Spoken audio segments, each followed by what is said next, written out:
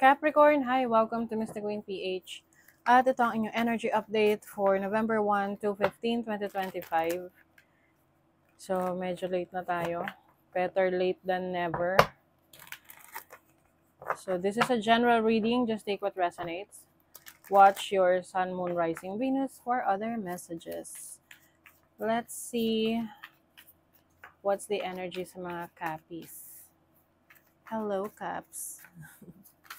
Kapwa ko Capis. Okay, Capricorn. Ano na? ano na? Meron magandang balita dyan, Capricorn. Ano bang energy natin ngayon, Capricorn? Overall energy, the Knight of Wands. Challenge, the Hermit. Opportunity, Page of Cups, and the blessing is the Empress. Woo! Okay, let's celebrate for the blessing. Alright, so bottom of the deck is the Five of Pentacles. It's been hard, no? Oo, some of you Capricorn, maraming naging challenges sa productivity nyo, sa creativity nyo, sa finances nyo. You feel like parang ikaw na lang, pasan mo ang daigdig. Oh, Eight of Cups, you are leaving that situation. Gusto mo na umalis dyan.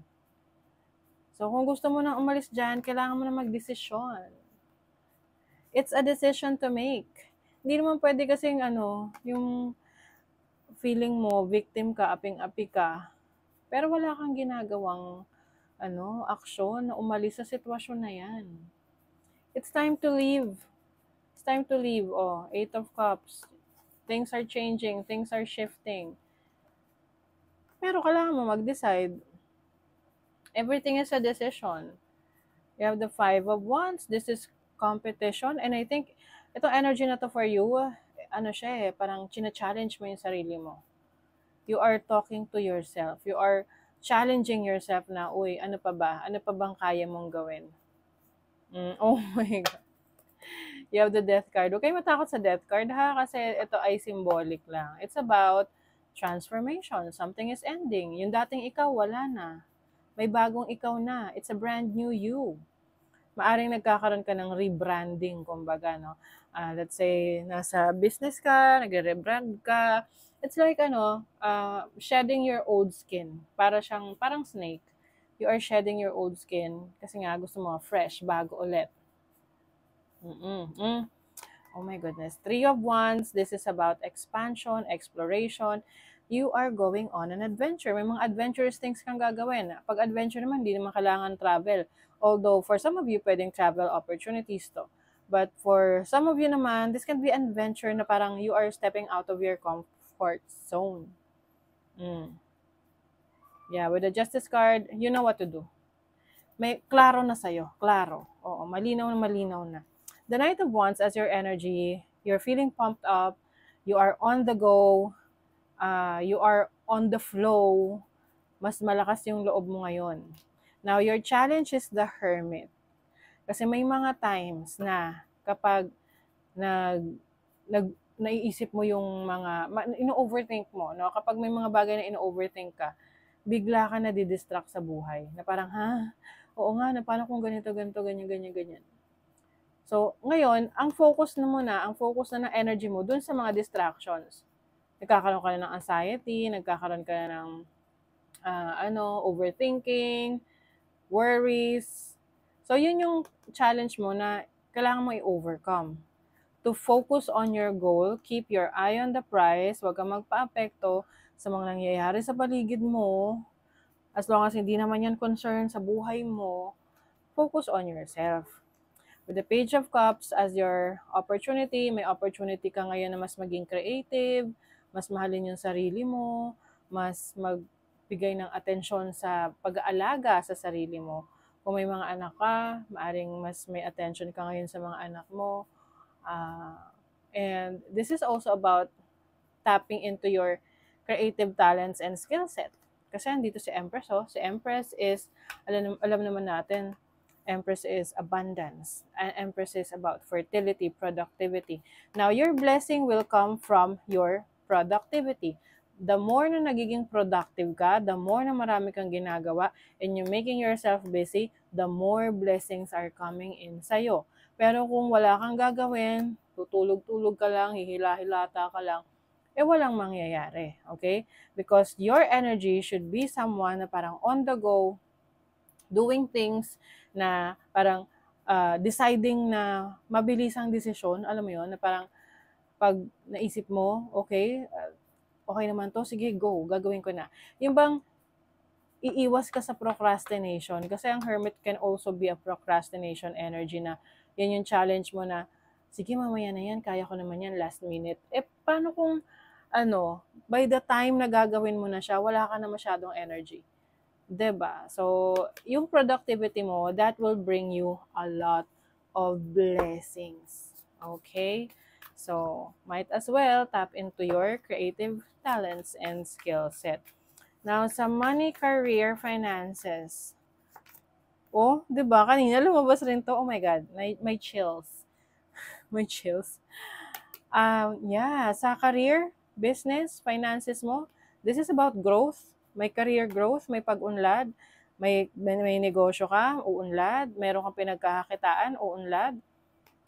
As long as curious ka, tinan mo meron siyang binoculars, no? So parang malayo rin yung tingin niya, no? Malayo rin tingin niya, may vision siya, meron siyang plano, and ready siya. Oh, 'di ba? Alam niya kung saan siya papunta.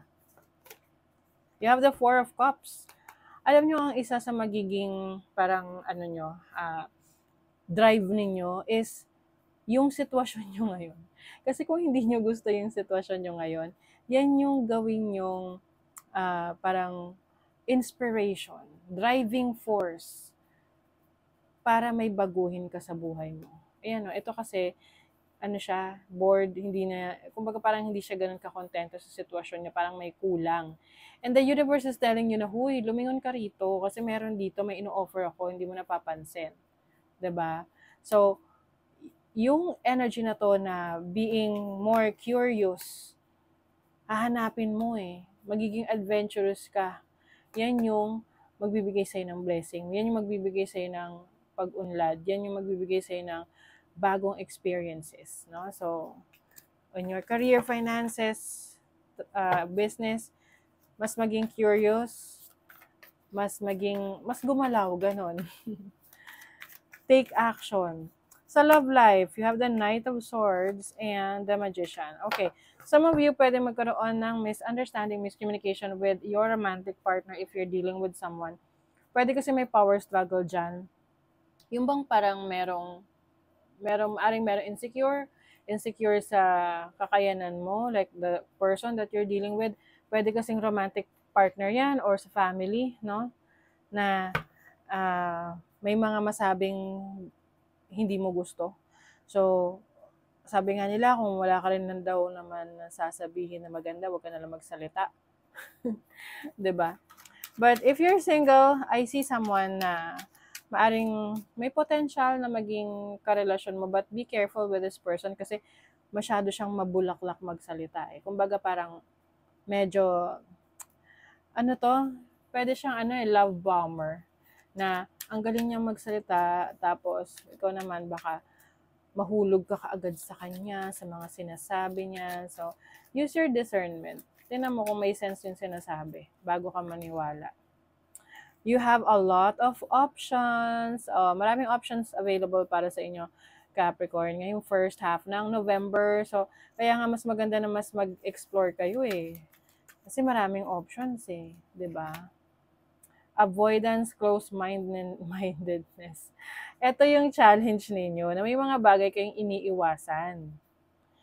You have to face the reality. Kesa parang iwasan mo, takbuhan mo, kung ano yung kailangan ayusin, yung ano yung kaya mong ayusin ngayon, ayusin mo na siya. Para hindi mo na siya maging problema in the future. Oh, I see a lot of freedom for you. Yung bang parang mas malaya kang gawin yung gusto mo, alam mo yung feeling na parang lumilipad, ganon, at air balloon, You are going with the flow, you are rising above, Hindi ka nagre-resist sa mga nagbabago sa buhay mo. Meron ka ring bagong perspective sa buhay. And you are feeling good, no? And maganda yun, if you're feeling good, kasi yan yung nag-a-attract ka ng mga positive energies. So pag may positive energies ka, good energies yung ma-experience mo. And you're also healing, pwedeng financial healing yan or emotional healing, ano man yung pinagdaanan nyo in the past. Okay, tinan pa natin. Conservation, make conscious choices. Ang ganda nito. Conscious choices. Ito yung mga decision mo na pinag-isipan mo talaga. Hindi yung bara-bara na bahala na si Batman. Yun talaga yung magdadala sa'yo sa success kasi pinaplano mo, nagsa-strategize ka. Okay? Sa mga decision mo. So that is your reading, Capricorn. Thank you so much. See you again.